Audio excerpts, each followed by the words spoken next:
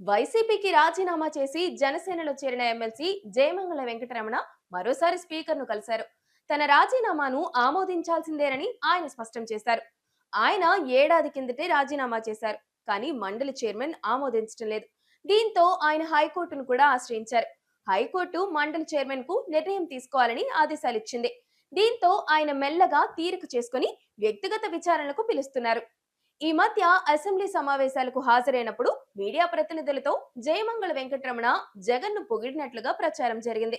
తన దేవుడు జగన్ అని, తాను అప్పుల్లో ఉన్నప్పుడు పిలిచి పదవి ఇచ్చి అప్పులన్నీ తీరిపోయేలా చేశారని, అందుకే ఉదయమే లేచి ఆయన ఫోటోకు దండం పెట్టుకుంటానని చెప్పినట్లుగా ప్రచారం జరిగింది.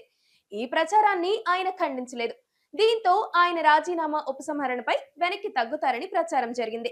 వైసీపీ నాయకత్వం ఆయనతో టచ్ లోకి వెళ్ళిందని, రాజీనామా ఉపసంహరించుకుంటే మంచి భవిష్యత్తు ఉంటుందని చెప్పినట్లుగా తెలుస్తోంది. అయితే జయమంగళ వెంకటరమణకు మాత్రం రాజీనామా ఉపసంహరించుకునే ఆలోచన లేదు. అందుకే ఆయన జనసేన కండువాతోనే స్పీకర్ విచారణకు హాజరయ్యారు.